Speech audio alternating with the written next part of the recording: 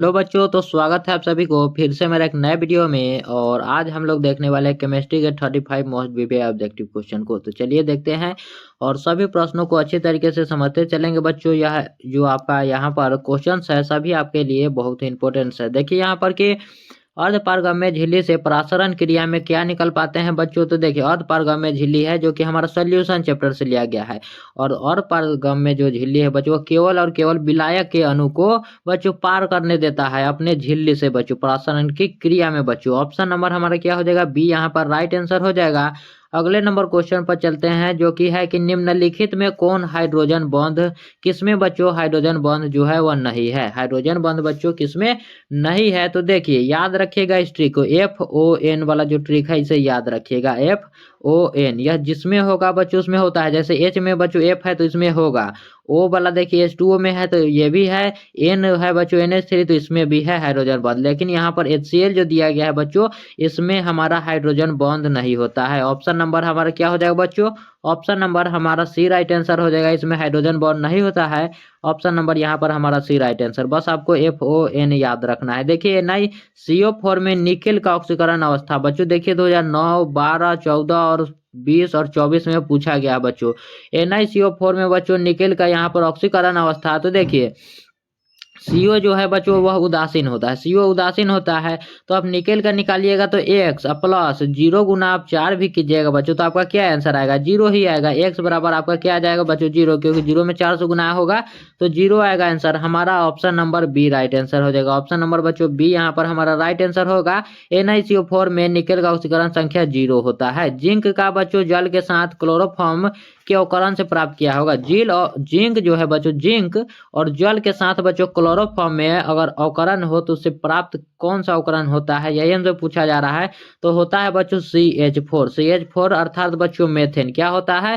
तो याद रखिएगा कि क्लोरोफॉर्म के जिंक और पानी के साथ मिलाइएगा तो क्या बनेगा यहाँ पर बच्चों मेथेन। यहाँ पर याद रखिएगा ऑप्शन नंबर हमारा डी राइट आंसर हो जाएगा। Option number D. अगला नंबर क्वेश्चन देखिए कि CH3 क्या है बच्चों, CH3 होल 3 C और NH2 है एक क्या है बच्चों। तो यह एक प्रकार का क्या है। तो यहाँ पर देखिए इसको याद करने के लिए यहाँ पर NH2 है अगर तो बच्चों याद रखिएगा 1 डिग्री है, 1 डिग्री। और यहीं पर बच्चों NH केवल NH रहता है NH तो यह 2 डिग्री रहता बच्चों याद रखिएगा। और केवल N रहता तो यहाँ पर रहता 3 डिग्री याद रखिएगा बच्चों। यह हो जाएगा, यह कितना डिग्री है बच्चों तो यह 2 डिग्री है। यहाँ पर हमारा ऑप्शन नंबर क्या हो जाएगा, यहाँ पर ऑप्शन नंबर हो जाएगा देखिए प्राइमरी एमीन है बच्चों फर्स्ट डिग्री है क्योंकि 2 है NH2 है। ऑप्शन नंबर ए हमारा यहाँ पर राइट आंसर हो जाएगा। अगला नंबर क्वेश्चन है कि मानव शरीर जो है बच्चों वह क्या उत्पन्न नहीं करता है, क्या एंजाइम को उत्पन्न करता है, DNA को करता है, विटामिन को, या फिर बच्चों हार्मोन्स को। यहाँ पर कह रहा है कि कौन उत्पन्न नहीं करता है। तो यहाँ पर बच्चों हार्मोन्स को तो शरीर हमारा उत्पन्न कर लेता है लेकिन विटामिन जो है बच्चों उसे उत्पन्न नहीं कर पाता है। यहाँ पर DNA भी हो जाता है न्यूक्लिक अम्ल द्वारा, एंजाइम भी हो जाता है, लेकिन बच्चों विटामिन जो है हमारा मनुष्य का शरीर वह नहीं बना पाता है, हमारे शरीर के अंदर यह नहीं बनता है। इसके लिए बच्चों हम लोग अलग से हम लोग जो खाना खाते हैं फल सब्जी इस प्रकार से वहां से हमें विटामिन मिलता है। ऑप्शन नंबर यहाँ पर सी हमारा राइट आंसर हो जाएगा। अगला नंबर क्वेश्चन देखिए कि समपरासी विलयन के बराबर होता है बच्चों। समपरासी जो विलयन है यह बराबर होता है प्रसरणी दाब के, किसके बच्चों तो प्रसरणी दाब के होता है। ऑप्शन नंबर हमारा ए यहाँ पर राइट आंसर हो जाएगा, प्रसरणी दाब के बराबर होता है। अगला नंबर क्वेश्चन है कि 1 फैराडे विद्युत जो है वह कितने कूलाम के बराबर होता है। 1 फैराड विद्युत कितने कूलाम के बराबर होता है बच्चों तो वह होता है 96,500 कूलम के बराबर। कितना बच्चों तो 96,500 कूलम के बराबर। ऑप्शन नंबर बी में हमारा यहाँ पर राइट आंसर दिया गया है। और देखिए कि गैल्वेनिक सेल में बच्चों एनोड क्या होता है। गैल्वेनिक सेल कहने का अर्थ है कि रासायनिक सेल में बच्चों एनोड पर क्या होता है, क्या ऋणात्मक इलेक्ट्रोड होता है, धनात्मक होता है, उदासीन होता है, या फिर बच्चों इनमें से कोई नहीं। तो आपको इस प्रकार से याद रखना है लोन वाला ट्रिक, LOAN यानी कि बच्चों left oxidation anode, left oxidation anode. बच्चों यहाँ पर देखिए लेफ्ट साइड जो है एनोड पर क्या होता है, एनोड पर आपका होता है बच्चों ऋणात्मक। याद रखिएगा क्या होता है, तो एनोड पर आपका होगा ऋणात्मक होगा, नेगेटिव हो जाएगा बच्चों। याद रखिएगा यहाँ पर एन का मतलब यहाँ पर नेगेटिव है, नेगेटिव है बच्चों। क्या हो जाएगा, लेफ्ट में जो है एनोड पर, एनोड जो है एनोड पर हमारा ऋणात्मक हो जाएगा। ऑप्शन नंबर ए हमारा right answer, option number A. अगला नंबर क्वेश्चन है कि निम्नलिखित में कौन द्वितीयक सेल है बच्चों। द्वितीयक सेल जो है इसमें से कौन है, क्या लेक्लांसे सेल है, लेड स्टोरेज बैटरी है, सांद्रण सेल है, या फिर बच्चों इनमें से सभी। तो वह हो जाएगा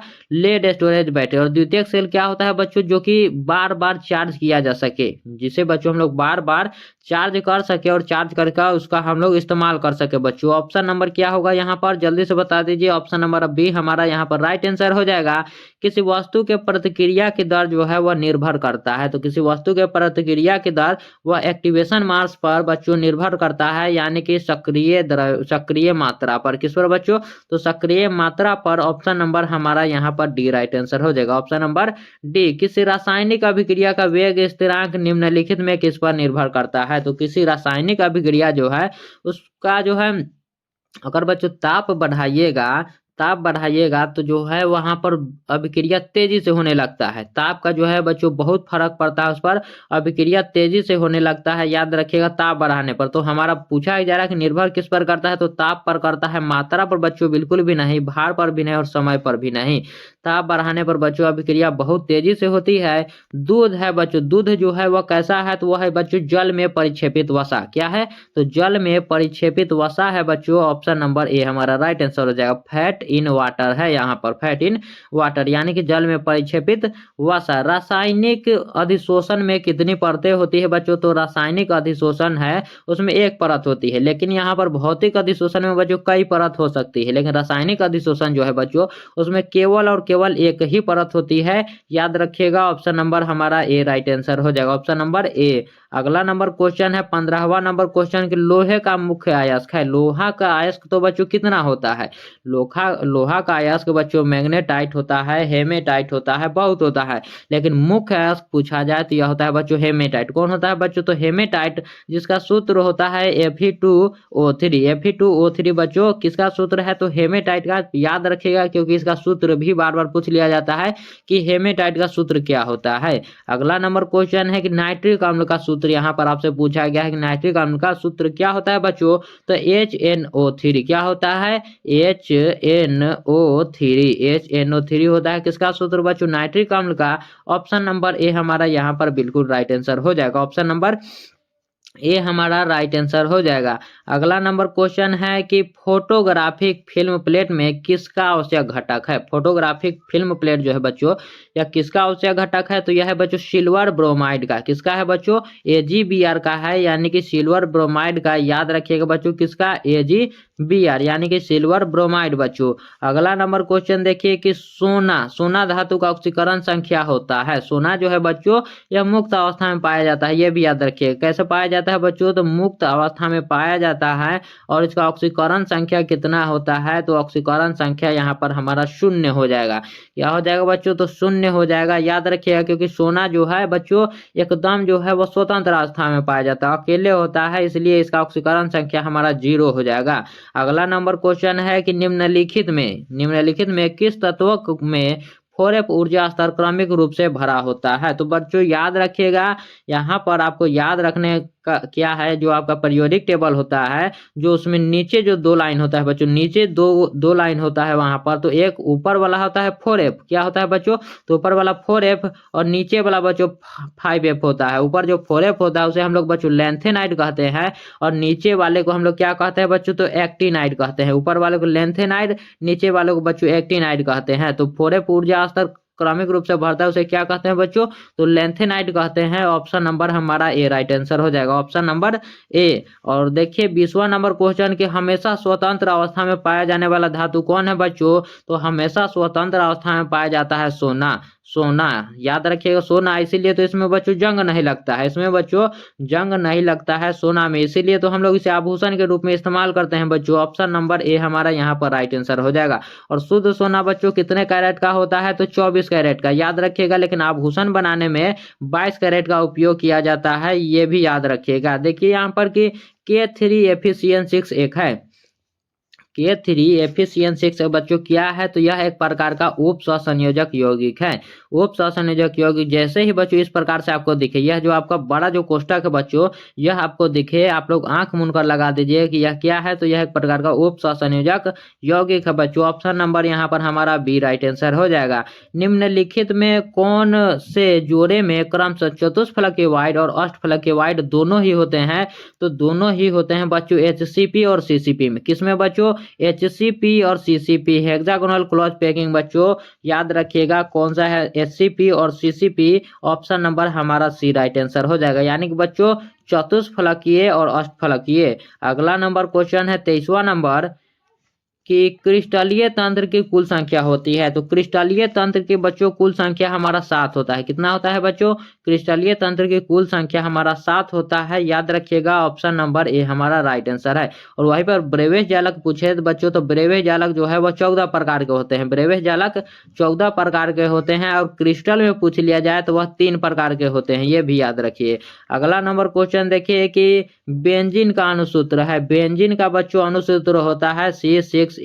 C6H6 होता है। बेंजीन बनता कैसे है बच्चों, तो इस प्रकार से याद रखिएगा। स्ट्रक्चर भी दिया मिल सकता है कि यह किसका स्ट्रक्चर है बच्चों, तो इस प्रकार से आपको बेंजीन का मिलेगा। और इसी पर बच्चों अगर OH ऊपर लगा दिया जाए तो यह हो जाता है फिनॉल का। अगर बच्चों इस प्रकार से लगा दिया जाए तो यह किसका हो जाएगा बच्चों, फिनॉल का हो जाएगा। और सूत्र पूछा जाए बच्चों तो C6H6 हो जाएगा। ऑप्शन नंबर हमारा B right answer, option number बच्चों बी राइट आंसर। अगला नंबर क्वेश्चन है कि ब्यूटेन टू ऑल है, ब्यूटेन टू ऑल बच्चों क्या है, तो ब्यूटेन टू ऑल जो है एक प्रकार का सेकेंडरी एल्कोहल है। क्या है बच्चों, तो एक प्रकार का सेकेंडरी एल्कोहल है, 2 डिग्री एल्कोहल है बच्चों। ऑप्शन नंबर हमारा बी राइट आंसर हो जाएगा, ऑप्शन नंबर बी। और देखिए 26वां नंबर क्वेश्चन की कार्बनिक ग्रुप में कार्बन बच्चों, कार्बन का परमाणु होता है। कार्बनिक ग्रुप में बच्चों कार्बन परमाणु कितने क्या होता है बच्चों, यही हमसे पूछा जा रहा है। तो जल्दी से बताइए इसका आंसर क्या हो जाएगा। इसका आंसर हमारा यहाँ पर हो जाएगा, कार्बनिक ग्रुप में बच्चों sp2 हाइब्रिडाइज होता है। कितना होता है बच्चों, तो sp2 हाइब्रिडाइज हो जाएगा। ऑप्शन नंबर यहाँ पर हमारा बी राइट आंसर हो जाएगा, ऑप्शन नंबर बी। और पूछा जाता है कि कार्बनिक ग्रुप में किसका रहना आवश्यक है बच्चों, तो कार्बन का। कार्बनिक ग्रुप में बच्चों किसका रहना अगर पूछ लिया जाए आवश्यक है तो वह कार्बन का है। और अगला नंबर क्वेश्चन है कि बॉन्ड CONH2 ग्रुप में इसे बच्चों, इस ग्रुप को क्या कहा जाता है, तो इसे कहा जाता है बच्चों एमिडो ग्रुप।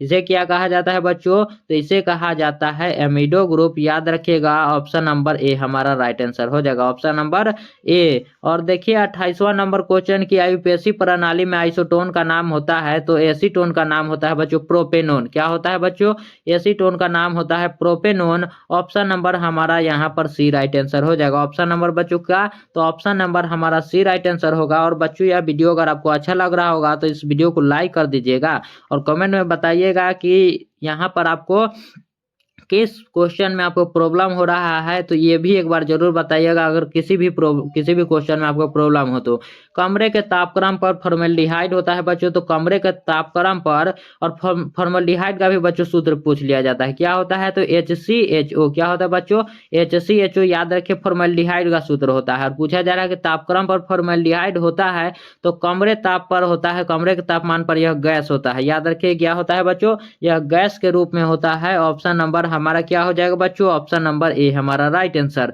CH3CN में अवकरण से प्राप्त होता है, CH3CN के अवकरण से बच्चों क्या प्राप्त होता है, जल्दी से बता दीजिए। तो एक प्राप्त होगा एथिल एमीन। क्या हो जाएगा बच्चों, C2H5NH2, C2H5NH2 एथिल एमीन जो है बच्चों प्राप्त होता है। ऑप्शन नंबर हमारा क्या हो जाएगा बच्चों, C right answer, option number C. देखिए कि एमीन निम्नलिखित में किसका भी उत्पन्न है बच्चों, तो एमीन जो है, एमीन वह किसका हो जाएगा बच्चों, वह अमोनिया का हो जाएगा। एमीन पूछा जाए तो वह बच्चों किसका होगा बच्चों, अमोनिया का हो जाएगा। ऑप्शन नंबर सी हमारा राइट आंसर हो जाएगा, क्योंकि अमोनिया के बच्चों हाइड्रोजन के अगर हटा दिया जाए, हटा के जब उसको बच्चों कार्बन लगा दिया जाए, कार्बन वाला ग्रुप जब R लगा देंगे तो क्या बच जाएगा बच्चों, एमीन, यही होता है। तो यहाँ पर अमोनिया हो जाएगा, यहाँ पर NH3। देखिए बेकेलाइट फिनॉल से किसके साथ अभिक्रिया द्वारा प्राप्त होता है, तो बेकेलाइट जो है बच्चों फिनॉल से किसके द्वारा प्राप्त होगा बच्चों, तो फॉर्मल्डिहाइड द्वारा। किसके द्वारा बच्चों? फॉर्मल्डिहाइड द्वारा। ऑप्शन नंबर क्या हो जाएगा यहाँ पर? ऑप्शन नंबर सी, फॉर्मल्डिहाइड द्वारा बच्चों। ऑप्शन नंबर सी हमारा बिल्कुल राइट आंसर हो जाएगा। फॉर्मल्डिहाइड का सूत्र क्या होता है? जल्दी से बता दीजिए कमेंट में, जल्दी से बताइए। और फिनोल का सूत्र क्या होता है? फिनोल का पूछा जाए बच्चों तो C6H6OH, C6H6OH बच्चों, C6H5 होगा बच्चों। यहाँ पर थोड़ा सा गलती हो गया, C6H5OH, OH। और देखिए यहाँ पर कि फिनोल निम्न में से किसके निर्माण में प्रयुक्त होता है? फिनोल जो है बच्चों है बेकेलाइट के निर्माण में।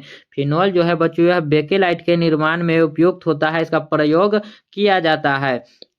और देखिए अगला नंबर क्वेश्चन है कि निम्नलिखित में कौन जो है वह ताप दृढ़ प्लास्टिक है? ताप दृढ़ प्लास्टिक इसमें से कौन है बच्चों जो पिघलता नहीं है जल्दी से, उसके बारे में पूछा जा रहा है। तो वह यहाँ पर हो जाएगा कौन? तो ताप दृढ़ भी हमारा बेकेलाइट हो जाएगा बच्चों, बेकेलाइट हो जाएगा। याद रखिएगा बेकेलाइट हमारा यहाँ पर राइट आंसर हो जाएगा बच्चों। ऑप्शन नंबर हमारा सी राइट आंसर हो जाएगा। यह बच्चों जल्दी से गलता नहीं है, जल्दी से बच्चों पिघलता नहीं है। देखिए कार्बोहाइड्रेट जिसे जिसे और क्या है बच्चों? और जलांशित नहीं किया जा सके। कौन सा कार्बोहाइड्रेट है जिसे और जलांशित नहीं किया जा सके? तो याद रखिएगा मोनोसैकेराइड को।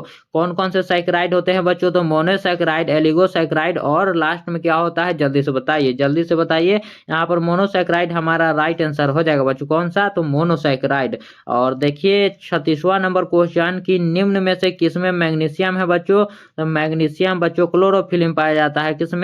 तो मैग्नीशियम बच्चों क्लोरोफिल में पाया जाता है। ऑप्शन नंबर ए हमारा राइट आंसर हो जाएगा। Option number A. जैसे बच्चों हमारे हीमोग्लोबिन में क्या पाया जाता है? तो आयरन। हीमोग्लोबिन हमारे खून में बच्चों आयरन पाया जाता है, ये भी याद रखिएगा, हो सकता है कि पूछ लिया जाए। एफ पाया जाता है हमारे हीमोग्लोबिन में बच्चों। देखिए कि निम्नलिखित में कौन डाइसैकेराइड दूध में उपस्थित रहता है? तो दूध में उपस्थित रहता है बच्चों लैक्टोज। कौन रहता है? तो लैक्टोज रहता है। ऑप्शन नंबर यहाँ पर बी हमारा क्या हो जाएगा? राइट आंसर हो जाएगा बच्चों। ऑप्शन नंबर हमारा बी राइट आंसर हो जाएगा। और देखिए कि विटामिन जो खून में स्कंदित होने में मुख्य भूमिका निभाता है वह, तो विटामिन जो बच्चों खून में स्कंदित हो जाए वह कौन बच्चों विटामिन मुख्य भूमिका निभाता है? तो वह हो जाएगा विटामिन के। क्या हो जाएगा बच्चों? विटामिन के जो है वही हमारे खून में स्कंदित हो जाता है। ऑप्शन नंबर हमारा क्या हो जाएगा?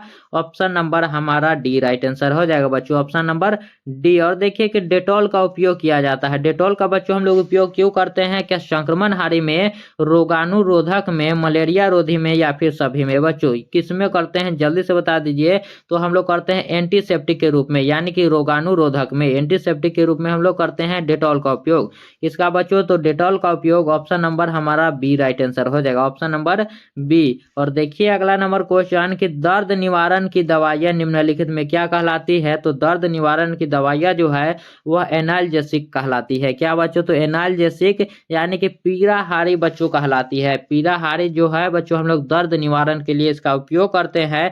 और जल्दी से बताइए कि आपके 40 क्वेश्चन में कितने सही हुए बच्चों? 40 में से आपको कितने सही हुए? और यह क्वेश्चन जो है आपके लिए बहुत ही इंपॉर्टेंट था बच्चों। और यह वीडियो अगर आपको अच्छा लगा होगा तो इस चैनल को बच्चों सब्सक्राइब कर लीजिएगा, ताकि इस प्रकार के वीडियो आपको मिलते रहे। कमेंट में अपना अनुभव बच्चों जरूर बताइएगा कि यह वीडियो कैसा लगा। मिलते हैं अगले वीडियो में, तब तक के लिए धन्यवाद।